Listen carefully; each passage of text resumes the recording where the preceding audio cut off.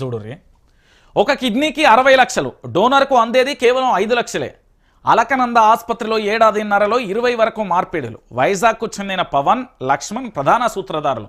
అలకనంద, జనని, అరుణ hospital ఎండీల arrest. మొత్తంగా 9 మంది arrest, పరారీలో మరో 6. రాచకొండ సిపి సుధీర్ బాబు వివరాల వెల్లడి అంటూ కూడా చూస్తున్న పరిస్థితి. ఈ కిడ్నీ రాకెట్లకు సంబంధించి ఏంటంటే, ఎవరికైనా కిడ్నీలు చెడిపోతే వాళ్ళకి సంబంధించి ట్రాన్స్ప్లాంటేషన్ చేస్తారు. అయితే కిడ్నీలను పూర్తి స్థాయిలో 20 లక్షలకు కానీ 60 లక్షలకు కానీ కొనుగోలు చేస్తారు. ఎవరైతే కిడ్నీ డోనర్ ఉంటాడో ఆయనకు అందేది కేవలం 5 లక్షలు మాత్రమే. ఈరోజు మెడికల్ మాఫియా ఎట్లా తయారైందంటే, డాక్టర్లకు సంబంధించి కొంతమంది హాస్పిటల్, కొంతమంది డాక్టర్ల గురించి చెప్తున్నా.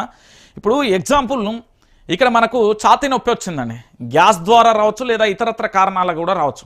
లేదు మీరు సిటీ స్కానింగ్ చేయాలి, లేకపోతే మీకు గుండెకు సమస్య ఉంది, లేకపోతే మీకు స్టంట్స్ వేయాలి. స్టంట్స్ అవసరం లేకుండా స్టంట్స్ వేసే డాక్టర్లు చాలా హాస్పిటల్ ఉన్నాయి అనేది కూడా వచ్చింది.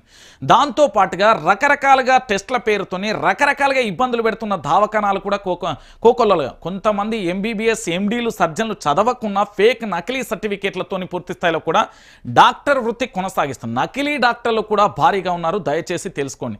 ఈ కిడ్నీ రాకెట్ ఒకటే కాదు, తెలంగాణలో చాలా రకాలుగా కూడా జరుగుతున్న పరిస్థితి కనబడుతుంది.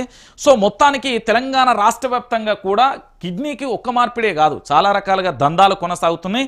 దీని మీద ప్రభుత్వం ఫోకస్ పెట్టాల్సిన అవసరం ఉంటుంది. ఈ నకిలీగాలను సీజ్ చేయడంతో పాటు వీళ్లకు కఠినమైన శిక్షలు కూడా విధించాలి. మేము ప్రశ్నిస్తేనే మా మీద అక్రమ కేసులు పెడతారు కదా. ఒక మనిషి ప్రాణంతో ఆడుకుంటున్న ఇలాంటి నీచ నికృష్ట దుర్మార్గమైన వ్యక్తులను ఏ విధంగా చట్టాలు శిక్షిస్తో మనం కూడా వేచి చూడాల్సిన పరిస్థితి కనబడుతుంది. ఇక దానితో పాటుగా మరో